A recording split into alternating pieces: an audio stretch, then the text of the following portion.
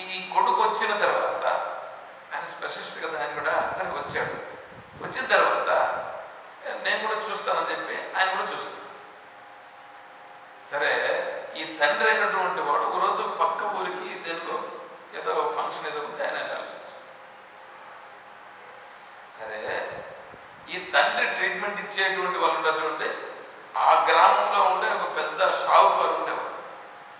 ఆ షావుకారుకి ట్రీట్మెంట్ ఇచ్చేవాడు వీళ్ళ తండ్రి. ఆ ట్రీట్మెంట్తో ఆయనకు జబ్బు తగ్గుతుంది, మళ్ళా వస్తుంది. తగ్గుతుంది అంటే పూర్తిగా తగ్గదది, కంట్రోల్లో ఉంటుంది. సరే, ఇప్పుడు ఈరోజు ఆయన కొద్దిగా ఇబ్బంది అయ్యింది. ఎవరికి? షావుకారికి ఇబ్బంది అయితే ఆయన పంపించిన డాక్టర్ పిల్లలు వాళ్ళ తండ్రి లేడండి, కొడుకు ఉన్నారండి అంటే పర్లేదు, ఆయన కూడా ఇంకా చదువుకున్నాడు కదా, పిలిపించి చెప్పండి అని అన్నారు. ఈయనకి చెప్తే వస్తాను నేను చూస్తానని చెప్పి ఈయన పోయి ఆయన కరెక్ట్గా అన్ని చూసి అన్ని పరీక్షలు చేసి చెక్ చేసి మీకు పలానా జబ్బు ఉందండి, మీరేం ఇబ్బంది పడాల్సి అని చెప్పి ట్రీట్మెంట్ రాసి ట్రీట్మెంట్ ఇచ్చాడు. మరుసటి రోజుకే సగం తగ్గిపోయింది. ఇంకా 2 రోజులు వేసుకునే లోపల పూర్తిగా తగ్గిపోయింది. పూర్తిగా తగ్గిపోతే ఇప్పుడు మళ్ళా వాళ్ళ నాన్న వచ్చినాడు. వాళ్ళ నాన్న డాక్టర్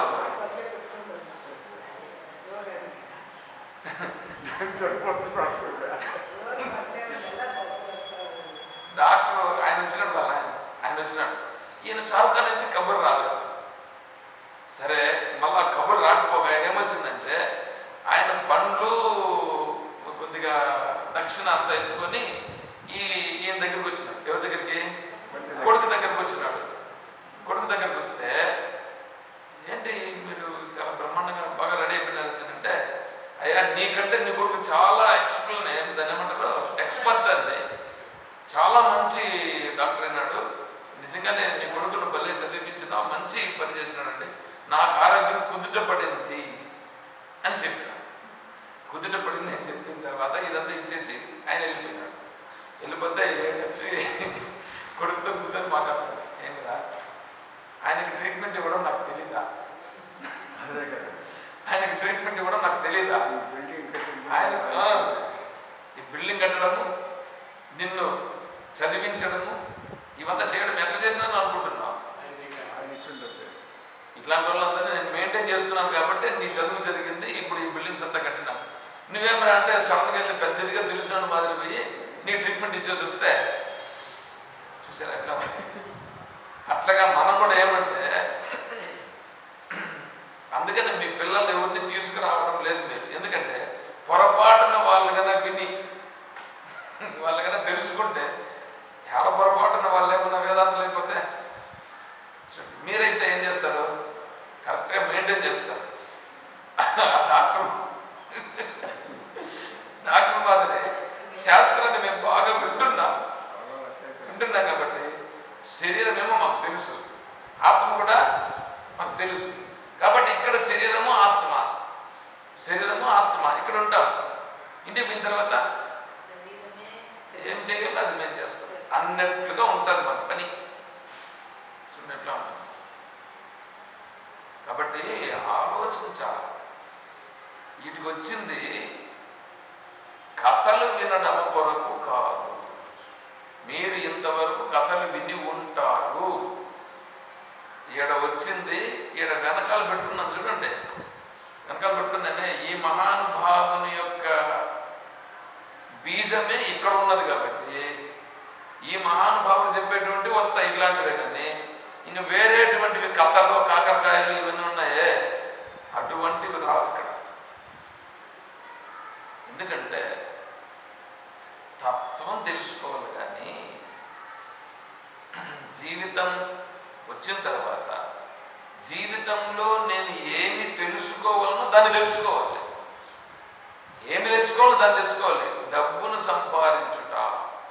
అందుకనే మనము పురుషార్థములు ఉన్నాయా? పురుషార్థములు ఏంటివి? ధర్మ, అర్థ, కామ, మోక్ష. ఏమంటే వీటి గురించి చర్చ ఒకరోజు చేస్తాం. వీటి గురించి చర్చ ఒకరోజు చేద్దాం.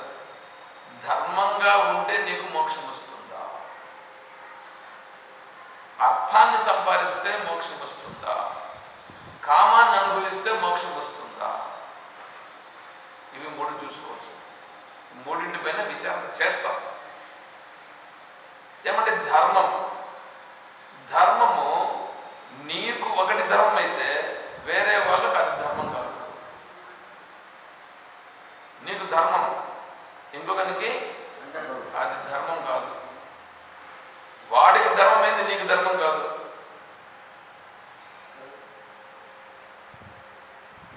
ఏం చేయాలి? అప్పుడు ధర్మం ఏదని చెప్తావు? ఇప్పుడు రామచంద్రుల వారు తండ్రి మాటను పాటించడం ఆయనకు ధర్మం. ఏమండి, దశరథునికి కొడుకు ఉంటే నాకు మేలని ఆయనకు ధర్మం అని అనిపిస్తూ ఉంది. కైకేయి మాతకు వెళ్ళిపోతే బాగుంటుందని ఆమెకు అనిపిస్తుంది. అన్నీ మూడు వచ్చేసినాయి కదా. మీరు ఇంటిలో ఉన్నారు కదా, నలుగురు ఉన్నారని అనుకోండి. నలుగురు ఒక విషయం గురించి చర్చించండి. నలుగురు 4 రకాలుగా చెప్తారు. ఏది ధర్మం? అర్థమవుతుందా? నలుగురు 4 రకాలుగా చెప్తారు. ఏది ధర్మం? ఏది ధర్మము తెలియాలంటే శాస్త్రం దగ్గర. శాస్త్రంలో ఏం చెప్పిందో అది ధర్మం. అది తెలుసుకో. అది తెలుసుకొని దాని ప్రకారం ఉంటే నలుగురికి కూడా అది కరెక్ట్ అవుతుంది. సరేనా? ఇప్పుడు ఏమనుకుంటున్నాం మనము? సరే, ధర్మం అది. అర్థం, ధనం సంపాదించిన దానివల్ల నీకు సుఖంగా ఉందా, శాంతిగా ఉందా? సంపాదించడము కష్టమే, కాపాడుకోవడము కష్టమే, ఖర్చు పెట్టడం కూడా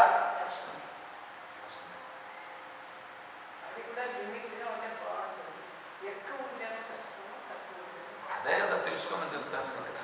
దానికి ఎంత ప్రాధాన్యం ఇవ్వాలనో అంత ప్రాధాన్యం ఇవ్వాలి. ఎప్పుడు ఇస్తావు? అట్లాగా ఎప్పుడు ఇస్తావంటే ధనమును గురించి నీకు తెలిసి ఈ ధనముతో నాకు శాంతి సుఖం అనేది లేదు, కానీ ధనం అనేటువంటిది అవసరం అని గుర్తించినప్పుడు ఇస్తాం. అంతేనా? అలాగే ఇక్కడ కూడా శరీరం అనేటువంటిది ఉంది. ఈ శరీరముతో నేను ఏమి చెయ్యాలి అనేటువంటిది తెలుసుకోవాలి.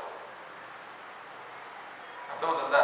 నెక్స్ట్ కామమును అనుభవిస్తూ ఉంటే ఆనందంగా ఉంటావా? చూసుకోండి. దానిపైన నేను పోతే ఇప్పుడు బాగుండలేదు. ఇప్పుడు సమయం సరిపోద్ది దానికి. కామమును అనుభవించి శరీరంలో ఉండేటువంటి జరాయువులన్నీ పోతాయి. శక్తి తగ్గిపోతుంది, తేజస్సు తగ్గిపోతుంది, ఆలోచన సామర్థ్యం తగ్గిపోతుంది. దాన్ని ఇంకా మాట్లాడితే ఎందుకు పాయింట్ వచ్చింది కాబట్టి చెప్తాను. కామంలో స్త్రీ పురుషుల సంయోగము వలన మంచి స్థాయిలో ఉన్నప్పుడు ఒక ఫుల్ రిలాక్సేషన్ వస్తుంది. Mind relax. ఎక్కడి నుంచి ఆ రిలాక్స్ వచ్చింది?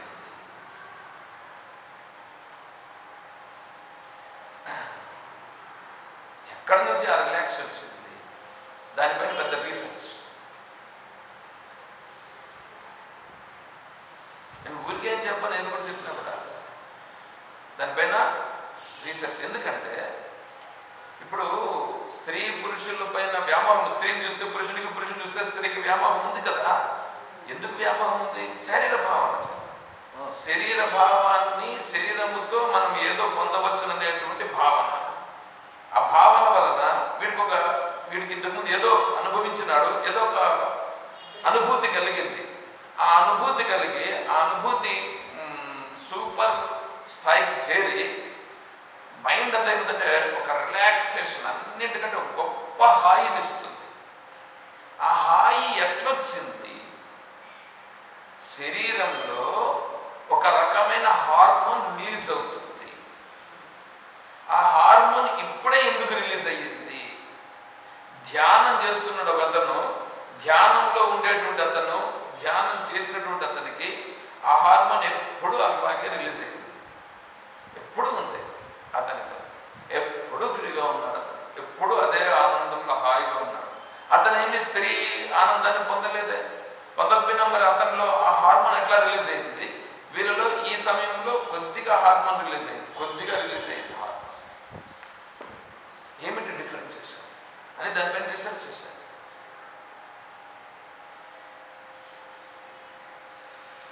ఈ వయాగ్రాలు ఇవన్నీ వచ్చినటువంటి ట్యాబ్లెట్స్ అక్కడి నుంచి వచ్చినటువంటి ఆ రీసెర్చ్ ఎక్కువ ఫలితమే. దానిపైన చాలా జరిగింది. సరే అవి ఉండనియండి. అంటే కారణం ఏంటంటే వీళ్ళు ఏం చేశారంటే ఈ రీసెర్చ్ ఫలితంగా నీ శరీరంలో మనస్సు పైన కొద్దిగా పనిచేసేటువంటి మందులు తయారు చేశారు. ఇక్కడ ధ్యానంలో ఏంటంటే, ధ్యానంలో అలా కాదు, సహజంగా నువ్వు ఉండేటువంటి స్థితిని పొందుతాను. అంటే శరీరము నేను కాదు అనే స్థితిలో నువ్వు ఉంటున్నావు. మనం ఎప్పుడో చెప్తున్నా, రెండు ఉన్నాయి శరీరంలో పనికిరానటువంటి పదార్థాలు. ఒకటి పిట్యూటరీ గ్లాండ్, రెండు కొండ నాలుక. ఏమంటే కొండ నాలుకతో మీకు ఏమైనా పని ఉందా? మాట్లాడేదానికి పనికిరాదు. పని ఇంక దేనికైనా పనికి వస్తుందా? పనికిరాదు. ఏం పని చేయద్దు. కొండ నాలుగు ఏ రోజు ఇంకా మీరు ఏం చేస్తారంటే, అదేదో కుక్క దగ్గులో ఏంటో వచ్చినప్పుడు ఆ కొండ నాలుక చేత కొద్దిగా ఇబ్బంది పడుతుందని నాలుగుకి ఇది చేస్తారు. దానికి ఏదో కుంకుమ పెట్టడము, ఇక్కడ పైన పట్టేందుకు పెరగడం, ఏంటంటో జరుగుతాయి. అంటే పైగా నీకు ఇబ్బంది పెడుతుంది కానీ నీకేం ఉపయోగపడట్లేదు. పిట్యూటరీ గ్లాండ్ ఇక్కడ ఉంటుంది, కరెక్ట్గా భృకుటి మధ్యలో ఉంటుంది. ఆ పిట్యూటరీ గ్లాండ్ రిలాక్సేషన్ అనే దానికి దాంట్లో నుంచి హార్మోన్ రిలీజ్ అయినప్పుడు నీ శరీరం నందు ఒక తేజోవంతమైనటువంటి స్థితి వస్తుంది. అది ధ్యానం చేసినప్పుడు ఆటోమేటిక్గా వస్తుంది. అందుకనే మనమందరూ బొట్టు పెట్టుకుంటున్నాం కదా. బొట్టు ఎక్కడ పెట్టుకుంటున్నాం? కరెక్ట్గా భృకుటి యందు పెడుతుంది. భృకుటి యందు అది కూడా ఏది పెట్టాలా? ఎర్రని బొట్టు పెట్టాలి. ఎర్రని బొట్టు భృకుటి యందు పెట్టాలి. స్టిక్కర్లు పెడితే ప్రయోజనం ఉండదు. ఎరుపు వర్ణము దానికి దాన్ని ఏమంటారు, స్టిమ్యులేట్ చేస్తుంది. స్టిమ్యులేషన్ అంటే ఉత్తేజితం చేస్తుంది, ఉత్ప్రేరకం. దాన్ని మీకు ఏమైనా అర్థమవుతుందా? మహానుభావులకు అర్థమవుతూ ఉంటే పర్లేదు. ఎందుకంటే ఎట్లుందండి ఇప్పుడు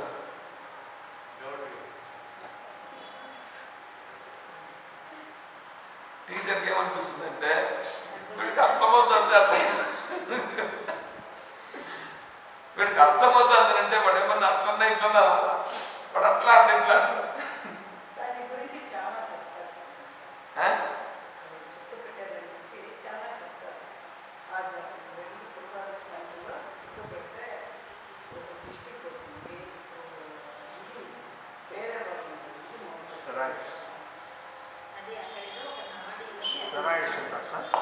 అవి మీకు తెలిసిన కథలన్నీ విడిచిపెట్టేయండి. ఇప్పుడు చెప్పాను కదా, శరీరంలో ఉండేటువంటి ఆ గ్లాండ్ పనిచేయుట కొరకు అందుకు ఎర్రని కుంకుమను పెట్టవలను, స్టిక్కర్లు పెట్టరాదు. అర్థమైందా? స్టిక్కర్లు పెడితే నీకు ఏమవుతుంది? దానివల్ల ప్రయోజనం ఉండదు. అది పరిస్థితి. ఎన్నో కథలు ఉంటాయి, కథలన్నీ వద్దు. దిష్టిలు గిష్టులు ఇవన్నీ మీరు కొంతకాలం రండి, క్లాసుకి వచ్చి వింటూ ఉండండి. దిష్టి ఎక్కడ జరుగుతుంది? దిష్టి ఎవరు పెడతారు, ఎందుకు పెడతారు? శరీరమే నేను కాదు అంటే ఇప్పుడు మలంని తిరుగుతా ఉంటేనే నువ్వేమనుకోవాలా? దిష్టి పెడితే ఏమవుతుంది? అక్కడ దిష్టి ఎందుకు తగులుతుంది? దిష్టి తగిలితే ఏమి తగలదు. నువ్వు దిష్టి తగిలిందని నువ్వు అనుకుంటున్నావు, కానీ దిష్టి తగిలిందని దిష్టి తగలదు. ఏం తగలదు? అవంతా ఊరికే కల్పనలు అంతే. సరేనా? నీ అందరు నువ్వు దిష్టి తగిలింది అని అనుకుంటే బాధపడతాం. అది మనసుకు సంబంధించినటువంటి. ఇప్పుడు నేను శరీరాల గురించి చెప్పాలంటే నేను ఇక్కడ ఈ 3 చూడండి, ఇవన్నీ ఉన్నాయి. ధర్మం అనేటువంటిది అది నీకేమి ధర్మం అనేటువంటిది కరెక్ట్గా నిలబల్లా, అర్థము కరెక్ట్గా నిలబల్లా, కామం కూడా కరెక్ట్గా నిలబల్లా. ఇంకా నిలబడేది ఏది? మోక్షం. అందుకనే ఈ 3 కోసం ప్రయాణం చేసేటువంటి వాడు ఉన్నాడు, వాడు నిజమైనటువంటి మానవుడు కాదు. మోక్షం కోసం ప్రయాణం చేసేవాడు మాత్రమే నిజమైనటువంటి మానవుడు. అర్థమవుతుందా? ఇప్పుడు మనం మోక్షానికి సంబంధించే ఇక్కడ విచారం చేస్తే శరీరము నేనా అంటే శరీరం నేను కాదు. ఎందుకంటే మనమే చెప్తున్నాం కదా శరీరం కాదు, కానీ మనం ఏమట్లా ఉంటున్నాం? శరీరముతోనే నేనే శరీరమే నేనని ఉంటున్నాం. సరే, ముందు శరీరాలు ఎన్ని ఉన్నాయో చూడండి. శరీరాలు 3 ఉన్నాయి. స్థూల శరీరం ఉంది, సూక్ష్మ శరీరం ఉంది, కారణ శరీరం ఉంది కదా. స్థూల శరీరం ఏది? కనిపించేది. సూక్ష్మ శరీరం కనిపించదు. అది ఏంటది?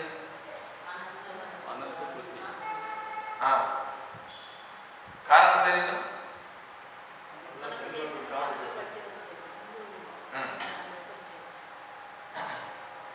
స్థూల శరీరము కనిపిస్తుంది కదా. ఇది ఏమంటే మీరు ఈ స్థూల శరీరమా, సూక్ష్మ శరీరమా, కారణ శరీరమా?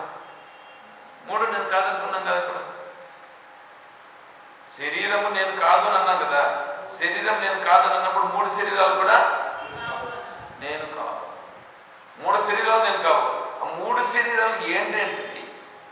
స్థూల శరీరం, సూక్ష్మ శరీరం, కారణ శరీరం. మరి అవి ఎట్లా ఉన్నాయి వాటి గురించి కూడా తెలుసుకోవాలి కదా. అభిమానం మనకు దాని మీద పోవాలనంటే అభిమానం పోలేదు, దానిపైన అభిమానంతో కదా ఉన్నాం.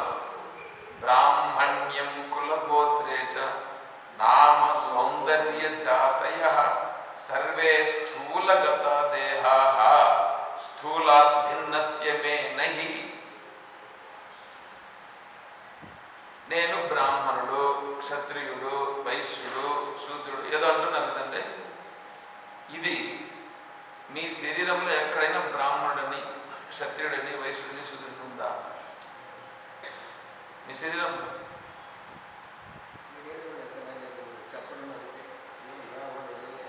మరి ఎందుకు బ్రాహ్మణుడని, క్షత్రియుడని ఎందుకు దాన్ని పట్టుకొని ఉండవు గట్టిగా? అది అభిమానం కాదు. నీకు అభిమానం ఉందా లేదా? ఇప్పుడు అర్థమవుతుందా నేను చెప్తాను? ఇప్పుడు అది స్థూల దేహము పలానా ప్లేస్లో పుట్టింది. ఆ ప్లేస్లో పుడితే ఆ ప్లేస్లో ఉండేటువంటి వాళ్ళొక ఏమంటున్నారు, వాళ్ళొక వర్ణము, వాళ్ళొక తెగ అని పెట్టుకున్నారు. దానిని బట్టి పలానా వాళ్ళని అంటున్నారండి అంటే పర్లేదు. కానీ మనం ఏం చేస్తున్నాం? నేను బ్రాహ్మణుడండి, నేను క్షత్రియుడండి అంటున్నాం లేదండి. మా సంఘం భగవద్గీతలో స్వామి వాళ్ళు చేసే మనసుని బట్టి చేసే దీన్ని బట్టి కులాల్లో వచ్చింది. ఉండని కానీ అది శరీరానికి సంబంధించి. ఇప్పుడు స్థూల దేహాన్ని గురించి విచారణ చేస్తున్నాం. ఇక్కడ స్థూల దేహాన్ని గురించి విచారణ చేస్తే స్థూల దేహానికి కూడా లేదది. స్థూల దేహానికి కూడా ఉందా? లేదు కదా. మరి ఆ దేహాభిమానంలో ఆ కులం అనే అభిమానం పెంచుకున్నావా లేదా? పెంచుకున్నామా లేదా? ఇప్పుడు అభిమానం ఉందా లేదా? ఇప్పుడు అభిమానం ఏం చేయాలా? కనీసం తగ్గించుకునే ప్రయత్నం అన్నా చేయాలవుతా? తగ్గించుకునే ప్రయత్నం అన్నా చెయ్యాలి. కానీ ఇంకా పెంచుకునే ప్రయత్నం దీన్ని తెలుసుకుంటూ రావాలండి. ఇప్పుడు దాన్ని ఏమంటారంటే 7 గడపలు దాటిన తర్వాత కదా దైవ దర్శనం. ఎన్ని గడపలు? 7 గడపలు దాటినాక దైవ దర్శనం. 7 గడపలు దాటాలి కదా. మామూలు 7 గడపలు దాటేస్తే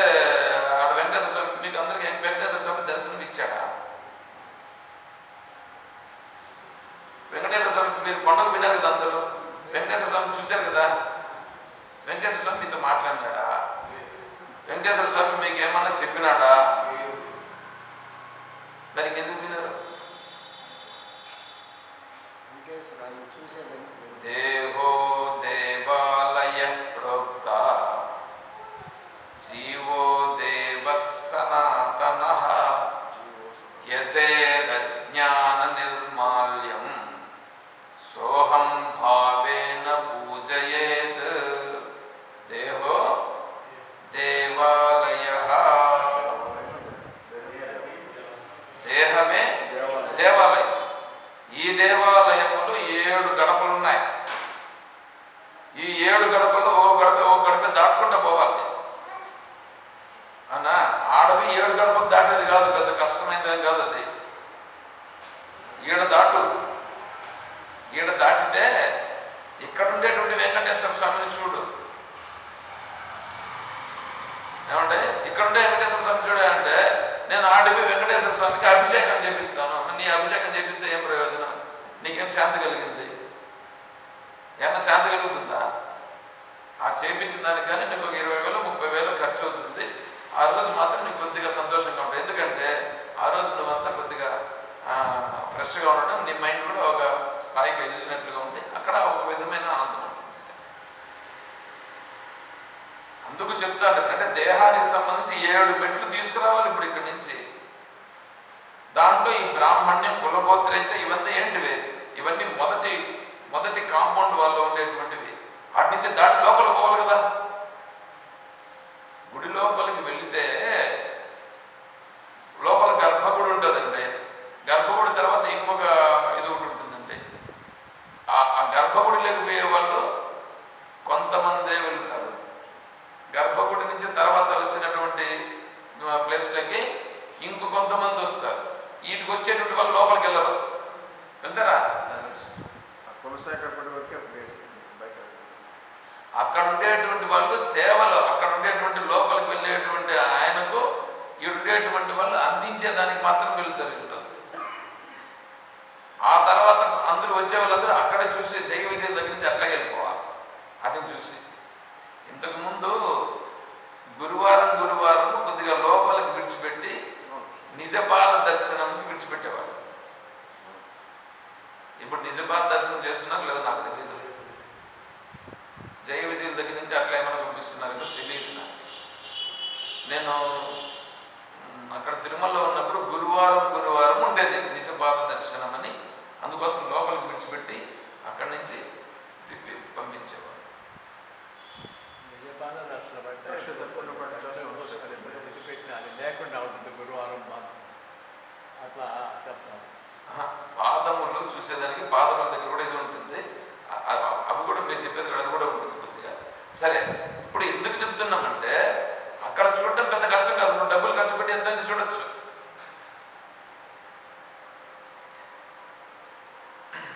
అదంతా దాటుకొని వచ్చేది చాలా కష్టం. ఇప్పుడు మనం ఏంటంటే అది ఊరికే దాన్ని ఏమంటున్నారు, ఇక్కడ మనకు సంబంధించి ఏం చెప్పాలి నేను, అది మనకు ఒక సింబాలిక్గా చూపిస్తున్నారు దేవాలయం. అదొక సింబాలిక్ అంతేనండి. ముందర గరుడ ధ్వజం ఉంటుంది, ధ్వజస్తంభం పెద్దగా ఉంటుంది కదా. ఆ ధ్వజస్తంభం పెద్దగా ఉంటుంది. ఎందుకు చూస్తానే ఇక్కడ గుడి దీన్ని కనిపించేట్టుగా.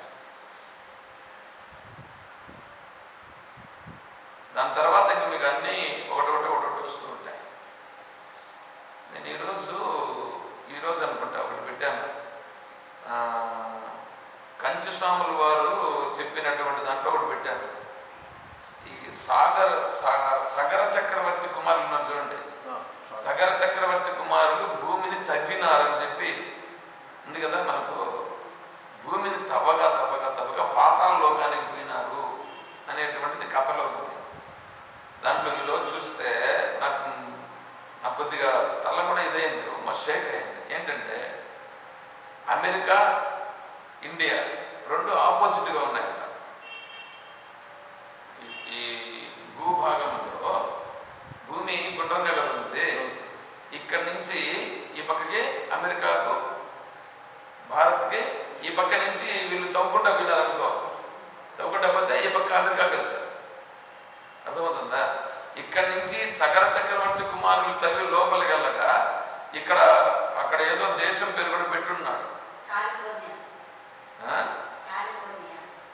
ఏదో అంటే ఇప్పుడు ఏంటి, లోపలికి వెళ్ళి పాతాళ లోకానికి ఎక్కడికో పోయినారని మనకు చరిత్రలో ఉంటుంది. కానీ ఇప్పుడు మనకు చూస్తే అదేం కాదు, ఆ పక్క ఎక్కడో పోయి ఉంటారు, భూమికి ఇంకో పక్కకు పోయినారు. ఇంక పాతాళలోకి ఉంది,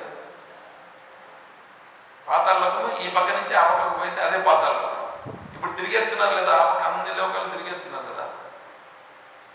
ఈరోజు పెట్టినాను చూడండి, మీరు కావాల్సింది ఎవరు నాకు చూసింటే తెలుస్తుంది. దీన్ని ఓపెన్ చెయ్యండి అని కూడా పెట్టినా. సరేలేండి, అవన్నీ ఎందుకు చెప్తున్నానంటే ఏడు గడపలు దాటి వెళ్ళుట అంటే ఇక్కడ బ్రాహ్మణ్యము అంటే నేను ఫలానా కులము, ఫలానా గోత్రము, ఫలానా వర్ణము నేను అనేటువంటి భావన మనకు పట్టుకునిందా లేదా? ఇది అభిమానం అవునా కదా? ఈ అభిమానములో పడిపోయినప్పుడు ఆత్మతత్వం తెలియదు. ఆత్మతత్వం తెలియదు. నువ్వు ఆత్మతత్వం దగ్గర పోవాలంటే ఇదంతా ఏం కావాలా? ఇవంతా పోతేనే అక్కడికి వరకు పోగలుగుతావు. రెండో మెట్టుకు పోవాలంటే మొదటి మెట్టు దాటితే కదా. స్థూల దేహం ఏమండి, షర్ట్ మామూలుగా షర్ట్ లోపల బనీను.